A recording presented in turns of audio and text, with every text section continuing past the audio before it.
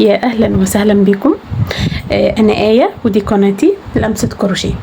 هكمل معاكم بقية شنطة البحر. هنعمل النهاردة الإطار ونحدد الدراع مع بعض.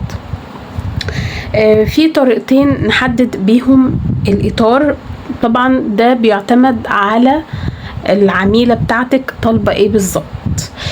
فيما معناه انه مثلا الشنطة هنا، يعني ده مثلا مثال، الشنطة هنا الإطار بتاعها ابتدى ان انا حددت من الجوانب وطلعت بيها على الدراع على طول، وما عملتش إطار في جسم الشنطة اللي هو أول سطر. ده مثال. مثال تاني، هنا العميلة حبت ان احنا نحدد الإطار في جسم الشنطة. دي طريقة ودي طريقة، الاتنين يعني كل واحد حر، الاتنين قدامكم، الطريقتين قدامكم، واللي تفضليه اعمليه.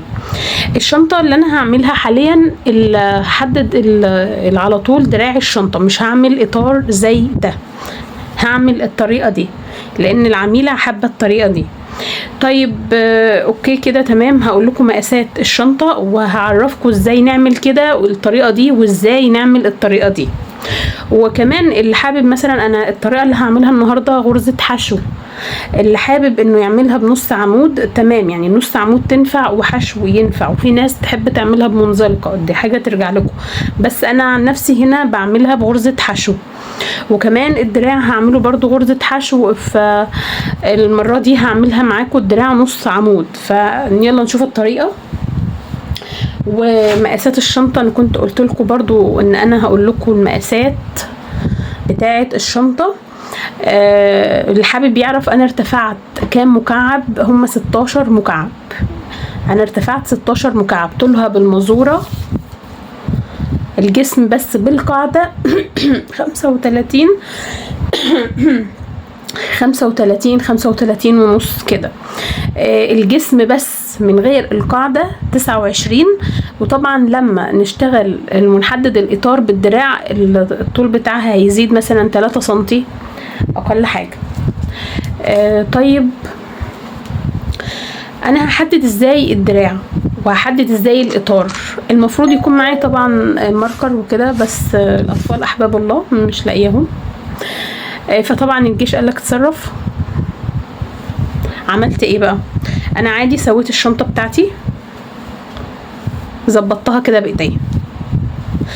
عملت ايه؟ عديت بس 4 مكعبات من هنا، 1 2 3 4، وحطيت انا ماركر انا اللي عاملاه هنا، قصيته من الخيط اللي بشتغل بيه فوق العمود بلفة.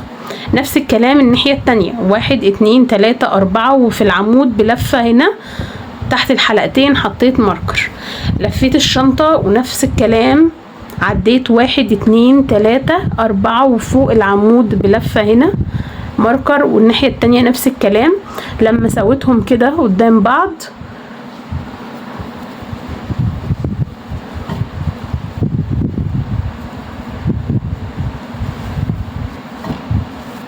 متساويين، هشتغل الجسم، هشتغل الدراع بالإطار. خلاص انا سويتهم وكل شيء تمام.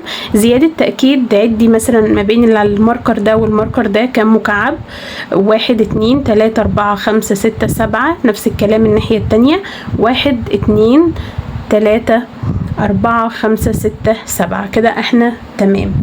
وزيادة تأكيد برضو تعدي من الماركر ده لده كام مكعب، ونفس الكلام الناحية التانية. طبعا قيسي بقى بالمزورة، تعدي بالمكعبات اللي يريحك عشان احدد الدراع. انا زي ما قلت الطريقة دي انا مش هعمل اول سطر كله داير ما يدور تحديد، لا انا هشتغل الدراع على طول. فهاجي مثلا هنا قبل الماركر بقى، ان هو هنبتدي الدراع من هنا من الظهر، قبليه مثلا مكعبين 3 او حاجة، خش تحت العمود بلفة واعمل غرزة حشو فوق العمود بلفة، عملت غرزة حشو. طيب في هنا 2 سلسلة اللي هما في المكعب، مقابلهم تحت 2 سلسلة. طيب هعمل هنا 2 غرزة حشو ده 1 2. نشد ايدنا بس، انا شغالة بإبرة مقاس 4. قابلني العمود بلفة، هخش اعمل غرزة حشو تحت الحلقتين، وطبعا انا معايا الخيط هنا عشان التنظيف اول باول، وهعمل غرزة حشو. نشد ايدنا هنا 2 سلسلة، هعمل 2 سلسلة 2 حشو فوقيهم،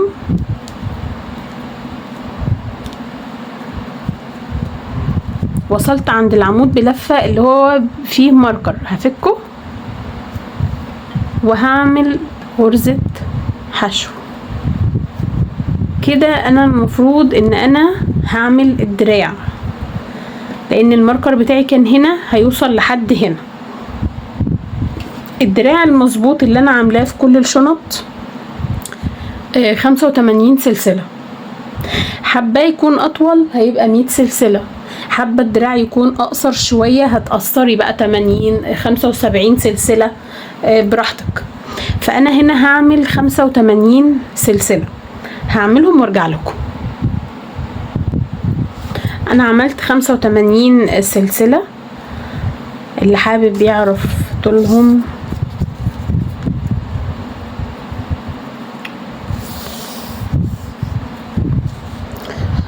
طولها 59 بالمزورة، طولها 59. طيب لازم نمشي كده، ناخد وش السلسلة علشان خاطر الدراع يطلع مظبوط. العلامة التانية اللي انا عاملاها هنا بالماركر هشيلها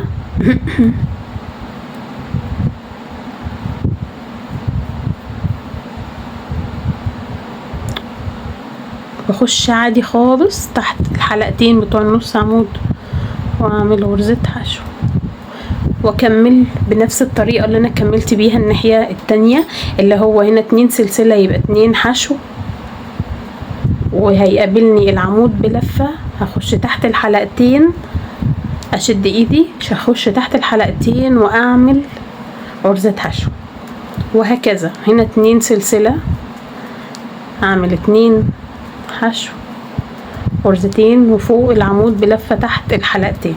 هكمل كده لحد ما اوصل للماركر رقم 3 عشان اعمل الدراع التاني. ان شاء الله الموضوع سهل وبسيط. اللي حابب انه يعمل بدل الحشو يعمل نص عمود تمام، بس يفضل ان الدراع يعني لو بالذات حددت الاطار بنص عمود يبقى تعملي الدراع نص عمود. لو انت هتحددي الاطار بحشو وحبيتي تعملي الدراع حشو او نص عمود ينفع، يعني بالذات النص عمود في الاطار بيبقى ليها شكل معين، فلازم تاخدي الدراع معاكي نفس الكلام. بس يعني الطريقة بقى اللي تريحك وتفضليها اعمليها. هي الفكرة في انه النص عمود بتديكي يعني تخلي الموضوع ايه يخلص اسرع، علشان بتبقى يعني اطول شوية، حاجة بسيطة. فبدل ما تعملي 3 مرات 3 ادوار او 4، فممكن يبقوا 3 أو 2. الموضوع سهل يعني، اللي طبعا اللي تفضليه وتحبيه تمام. انا هنا اصلا خلاص قربت اوصل على الماركر الثالث عشان نعمل الدراع التاني.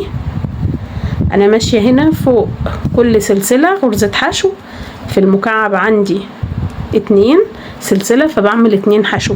طبعا اللي عاملة مكعبات صغيرة زي ما وريكم في الشنطة اللي فاتت، طبعا المكعب الصغير اللي هو غرزة سلسلة واحدة، يعني عاملين سلسلة واحدة فيعمل غرزة حشو واحدة. هشيل الماركر الثالث عشان نعمل الدراع التاني هنا كده، ونعمل 85 سلسلة علشان نوصلهم بالدراع التاني 85. وزي ما قلت لو حابة تقصري او حابة تطولي هتعملي ايه. انا هعمل 85 سلسلة وارجع لكم.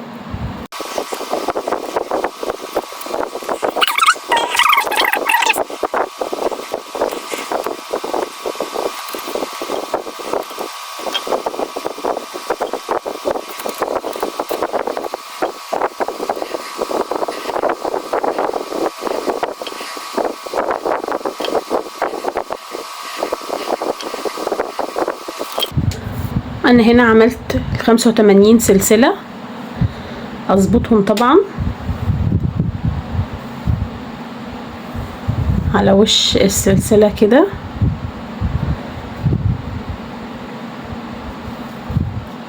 هروح عند الماركر رقم 4 اللي انا عاملاه، دي تنظيف خيط لسه هننضف.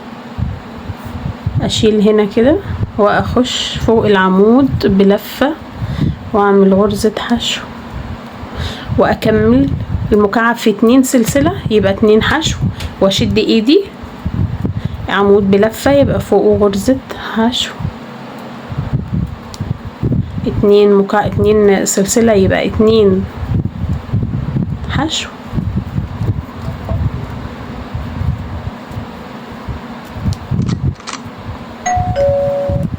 وهكذا لحد ما اوصل لبداية السطر اللي هو ما فيش غير الحتة الصغيرة دي.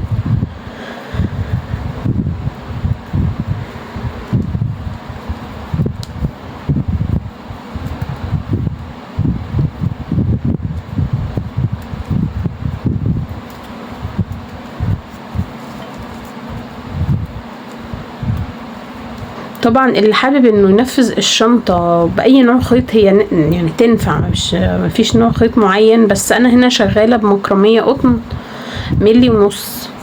اللي حابب يشتغل بملي او ب2 مللي يعني الشنطة برضو بتطلع شكلها كويس جدا. انا هنا خلصت كده السطر الاولاني خلص، هقفل بقى عادي خالص، هعمل منزلقة في اول سلسلة انا عملتها، وارتفع في اول غرزة حشو قصدي، وارتفع سلسلة واكمل فوق وكل يعني. طب الاول قبل ما نعمل السطر التاني هنقيس الاول الدراع بالدراع، ثواني.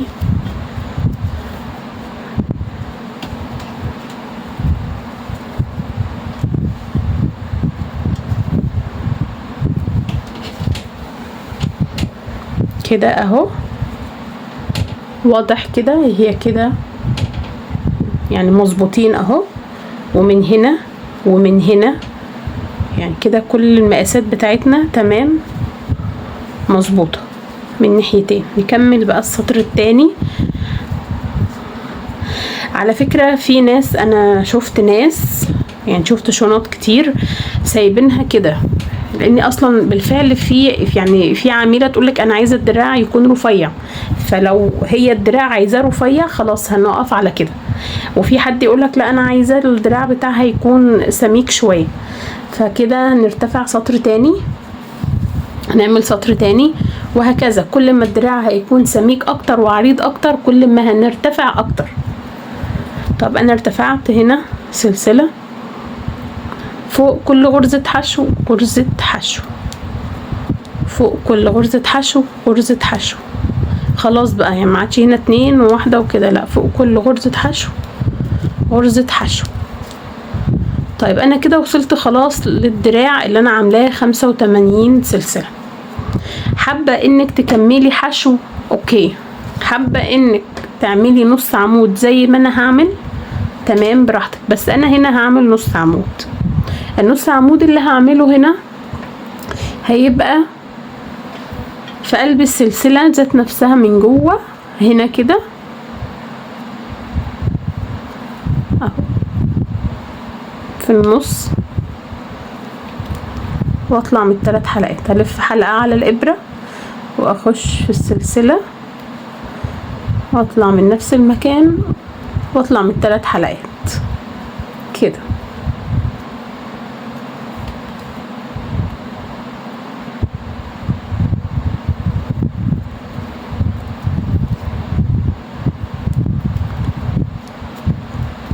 طيب انا هعمل الطريقة دي في الدراع اللي هو 85 سلسلة كله، هعملهم وارجع لكم. انا هنا خلصت الدراع الاولاني في اخر سلسلة فيه، انا خلصت اخر سلسلة، هشتغل على طول اللي بعدها حشو، هكمل الشغل عادي خالص، واللي بعدها حشو، وهكذا هفضل ماشية لحد ما اوصل للدراع التاني.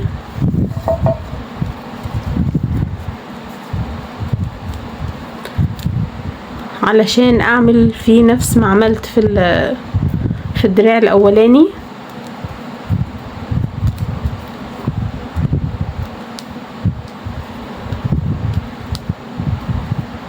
طول الدراع 85 سلسلة ده مناسب جدا. وزي ما قلت لو حابة تطوليه تمام. هكمل لحد ما اوصل وارجع لكم. انا هنا خلصت، وصلت خلاص للدراع التاني. هعمل نص عمود زي ما عملت في الدراع التاني الاولاني. بلف الخيط على الابرة وبخش في السلسلة كده وبطلع من ال3 حلقات. هعمل كده في 85 سلسلة، وابقى انا كده خلصت الدراع التاني. هيبقى شكله كده.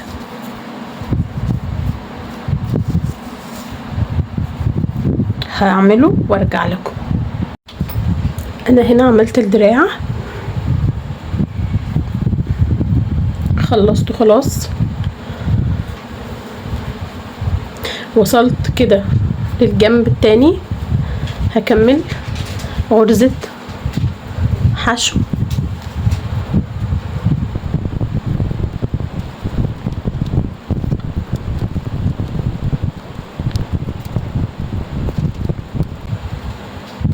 فوق كل غرزة غرزة.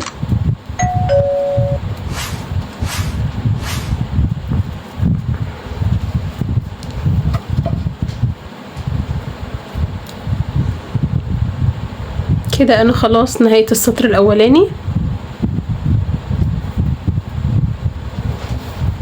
وهبتدي سطر جديد.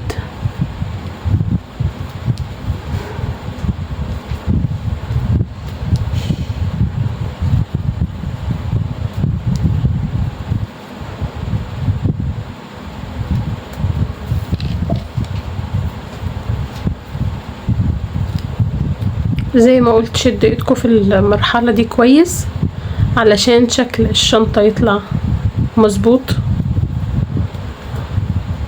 خلصت خلاص.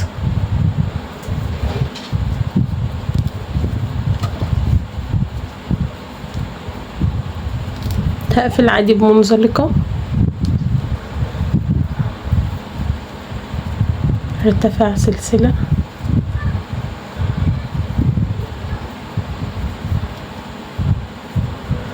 تاني اشتغل غرزة حشو. كده السطر التالت.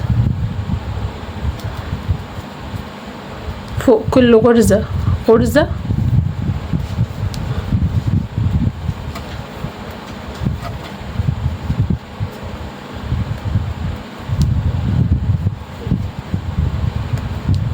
كده انا هوصل للدراع. اول غرزة في الدراع هعملها نص عمود، هخش تحت الحلقتين واعمل نص عمود، وهكذا لحد اخر الدراع. هو الدور التاني ده، السطر التاني ده في الدراع بالنسبة لي كده الدراع يعني العرض بتاعه كويس، مش هشتغل تاني عليه. فاللي حابب انه يزود هنعمل نفس الخطوات، هنعمل سطر كمان تالت ونمشي الخطوات زي ما عملنا في السطر التاني بالظبط. بس هو كده يعني سمكه كويس، يعني كده كويس. بس طبعا انتي وراحتك، عايزة تخليه اعرض من كده اوكي اشتغلي سطر كمان. هخلص الدراع وارجع لكم.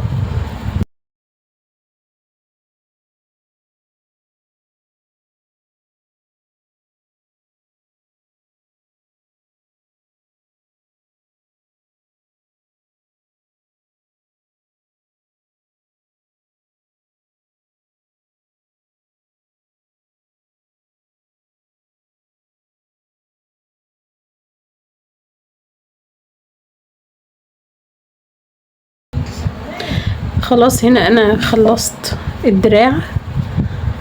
هعمل غرزة حشو فوق كل غرزة حشو لحد ما اوصل للدراع التاني.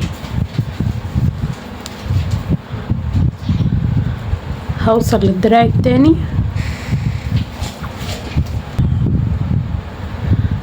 انا هنا خلاص خلصت. هوصل للدراع التاني، اكمل بس اخر غرزتين. احنا كده ماشيين مع بعض خطوة بخطوة. وصلت هنا للدراع التاني، هعمل تحت الحلقتين نص عمود،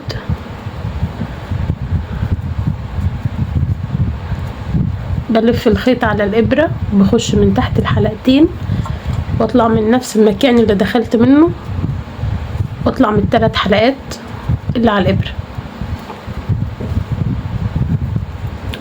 المفروض هكمل دلوقتي انا الدراع كله وارجع لكم نشوف هنعمل ايه ونكمل سوا.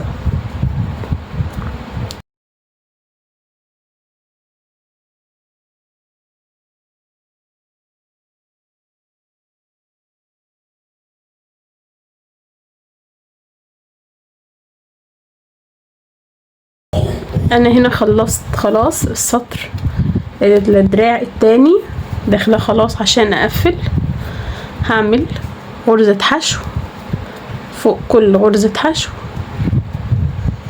انا كده خلاص ما عادش قدامي غير حاجة بسيطة جدا واوصل لبداية السطر الثالث. انا هعمل منزلقة مش هرتفع يعني انا بالنسبة لي كده تمام. لو انتي حابة ترتفعي سطر كمان وتزودي الدراع يبقى عريض شوية عن كده، يعني هتمشي نفس الطريقة بتاعة السطر التاني والسطر التالت وخلاص. يبقى انتي كده كل ما ترتفعي سطر كل ده يعني بيزود معاكي في عرض الدراع. لكن انا هكتفي باخر سطر معايا وهعمل منزلقة. اللي مش حابب برضو انه يعمل منزلقة تمام، يعني شنطة كده كويسة، بس انا بحبها يعني احب ان المنزلقة هتثبت الدراع اكتر.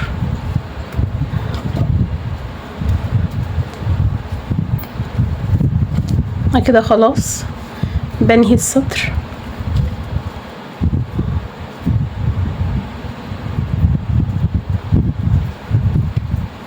لو هترتفعي سطر تاني هتعملي منزلقة وترتفعي سلسلة وتكملي،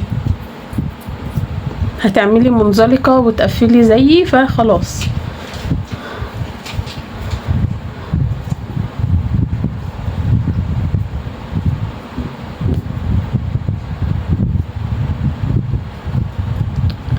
الغرزة صغيرة ضيقة جدا، طب خلاص هعملها هنا واقفل منزلقة هنا.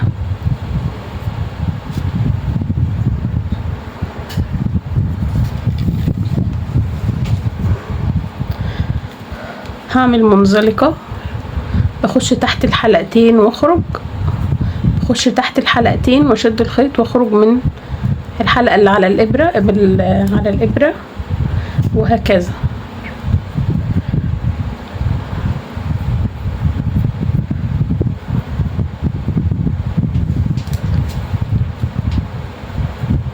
هكمل بها داير ما يدور الدراع كله كده، داير ما يدور. والدراع التاني هفضل ماشية لحد ما اوصل للبداية واقفل. انا هكملها وارجع لكم علشان وقت الفيديو. انا هنا خلصت، ما عادش الا غرزتين 3 وابقى كده انا خلصت دراع الشنطة.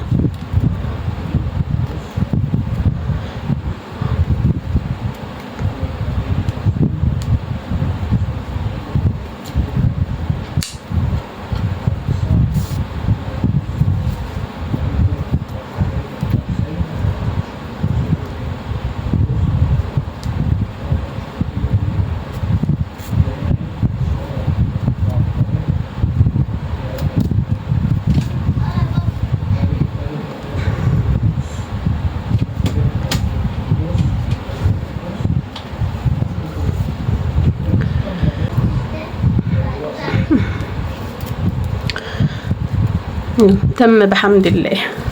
طيب انا خلصت المنزلقة، اقفل طبعا من جوه، وانا بقفل عموما على طول اول باول، يعني ما بخليش اي خيط باقي معايا. جبت ابرة تنظيف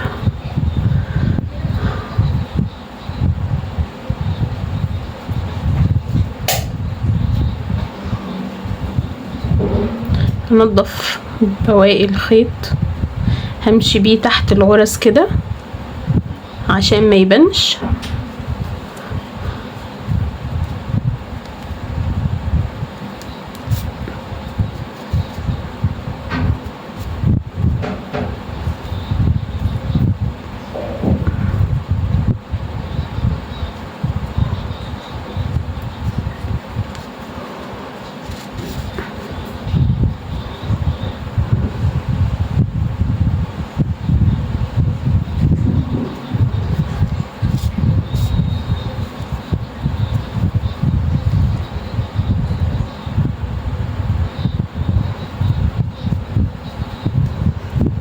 يعني راحة جاية كده مرتين تلاتة، خلاص كده كويس. قصيته. الفكرة من غرزة المنزلقة بتثبت الدراع، ما تخلوش يتني بسهولة، بتدي شكل حلو. طيب انا كده خلصت الشنطة، نقيسها بقى بعد ما خلصنا الاطار بتاعها.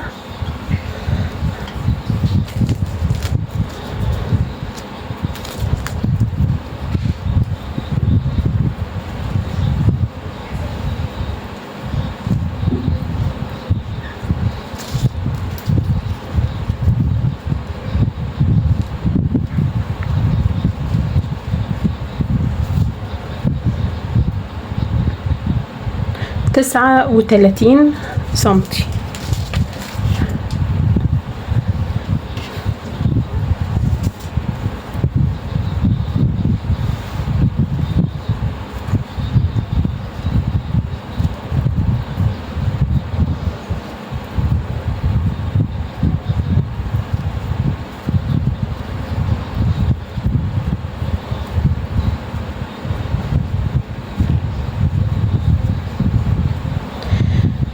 كده انا خلصت الشنطة، القاعدة، الجسم، الدراع. اتمنى ان يكون الشرح واضح واستفدتوا.